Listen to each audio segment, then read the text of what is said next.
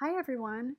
Today I wanted to share my word of the year with you. Yes, I do realize it's getting towards the end of the year, but I still do have a little bit less than 3 months to work on it and hopefully keep improving and make some changes with my word. And I also wanted to show you how I have implemented my word into my planner. I did have my word picked out at the beginning of the year, which was cleanse for this year. But as usual, I'm a little bit late to the party. I did not realize that this picking a word was an organized movement. I just thought people were kind of doing that on their own. But there's an actual website and a book that go along with this. And that's what happened with me is I found out about these in July. So you can see the book in front of you. And it took me till about the end of August to read the book. And that it's not a difficult read at all, but it's a very interactive book. There are some thought-provoking questions and activities at the end of each chapter, which I'll show you here in just a moment. And I wanted to make the most of my experience with my words. So that's really why it took me so long to get through this book. So Mike Ashcraft right here, he is the one who came up with this idea. He is a pastor of a church in North Carolina.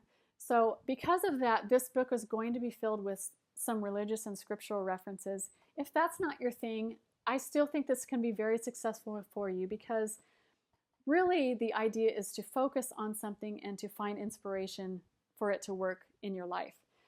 I also don't think you need the book to be successful with your word, but for me, it was just really inspirational, just full of stories and people's, their examples of the words that they've chosen and how it's worked in their lives. So I really like that kind of a thing. So Mike and his wife, and I think a couple close friends and family, all picked their first word in 2004, and that was really successful in their personal lives. And so in 2007, he brought that to his church. So Rachel, who's the co-author, Rachel Olson right here, she is part of that community, his congregation, and so that's when she picked her first word. And that was very successful as well because, as you can imagine, they had this really supportive environment. They were all working on the same concept, even though they had their own individual words, but they were able to provide a supportive environment for their progress and any concerns and how it was working in their life. So that was a really great success in their church as well. Then in 2009 is when it gained national attention because K-Love found out about it. And they are the Christian radio station, or one of them. And they invited Mike for an on-air interview. And that's how the nation found out about it. And so it really took off after about 2011.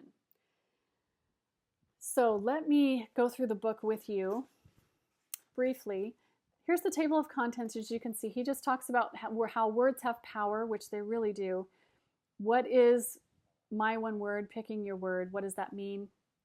And then these several chapters on how to pick your word. I had already picked my word at that point, but that would have been helpful for me. And then it just talks about just some different mindsets that people might have and how to overcome them. Chapter 5 was really important for me because I'm such a visual person. It says to keep it in front of you. And so that's kind of what triggered having some ideas, especially in my planner. And then more ideas of just, letting it work its way through your life and just kind of organically evolving in your life. And then chapter 10 is writing your guts out. I love that title, by the way, but I've never been a big journaler, so I did start doing some journaling with my word, and that has been successful.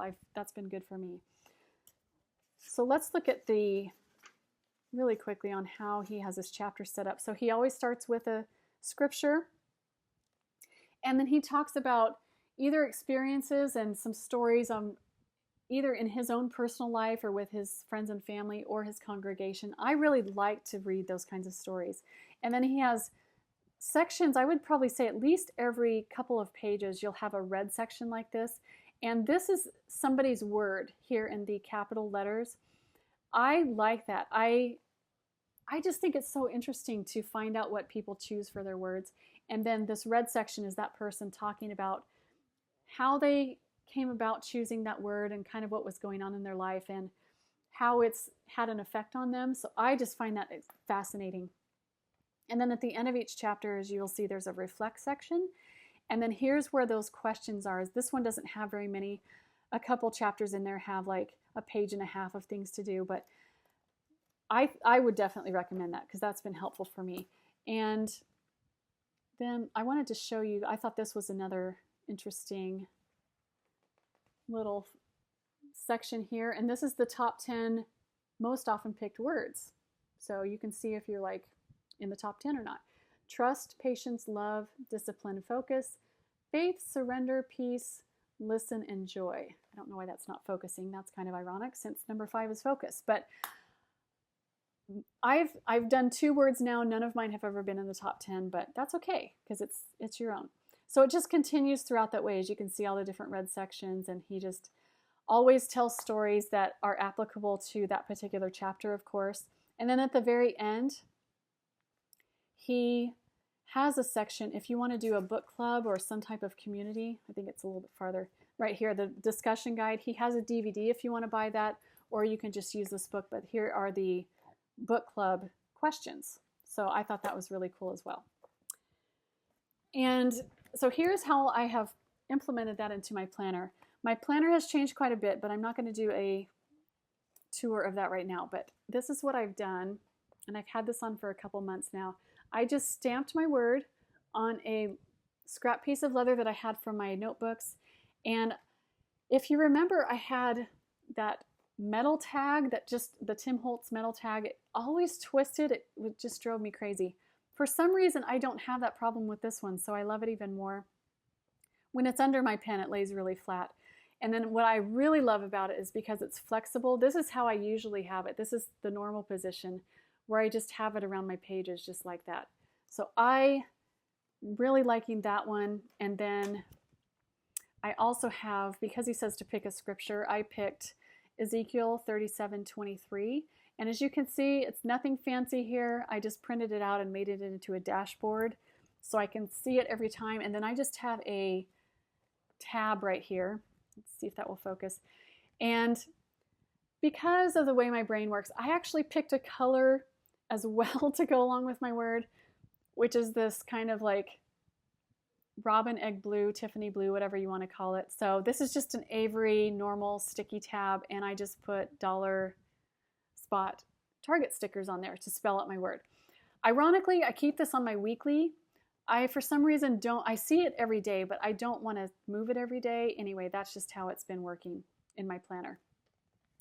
And then since I picked a color, these are the different washies that I chose. Yes, you knew it was happening, right? So I really like this one because of the color, but also because of my word, cleanse. It just kind of reminded me of cleaning and bubbles. So I loved this one. And then my other one, I just think when you pick a word, it needs to be, at least to you, inspiring. So I feel like with that, you need to look like upward and outward and forward. So you guys know I have a love affair with the sky. So I just picked this washi with the clouds because I like that as well. So that's how my planner has made some changes. And then this right here is my journal, because he tells you to pick a journal.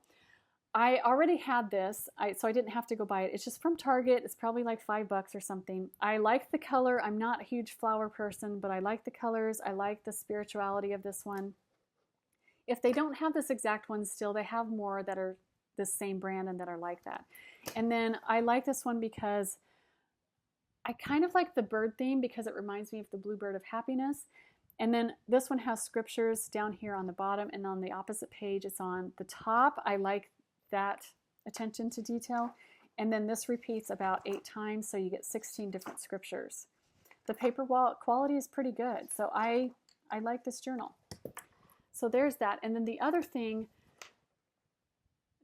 that I want to briefly mention, his main themes in the book is that this is not a New Year's resolution. This is more of a big picture type of thinking, whereas like you just ask yourself who you want to be, and you kind of go just with that attitude and that idea instead of actually having like tasks, if that makes sense. And then his quote that he constantly talks about throughout the book is, change is possible, but focus is required. So yes, we can all make improvements, but we have to focus on that, which is, I think, the beauty of the My One Word. So in my life, just to briefly tell you a couple things how my word has helped me. I have told you before I started the KonMari method. So physically, at least in my home, I've gotten rid of like at least 3 carloads of stuff. Mentally, I would say I've just been able to get rid of a lot of negative thought processes and emotions. So that's been really good. And this is probably going to sound harsh, but I've discovered that I really just have limited tolerance anymore for negativity.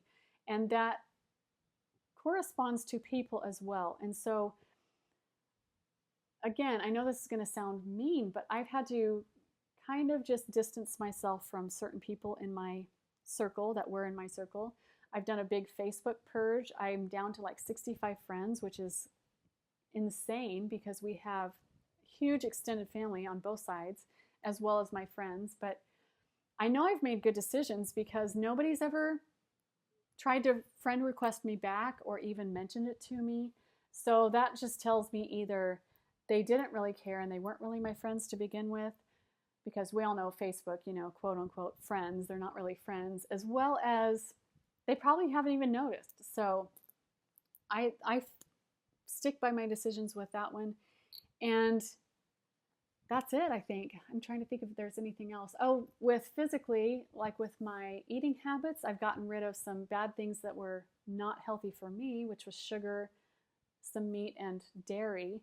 That's all been really helpful. So it's just been an interesting process. And I think that's the beauty of just picking a word, is that it is a process. And when I first picked my word, I had no idea how it was going to end up. And it's ending up better than I even thought it was going to be. So it's been a great experience.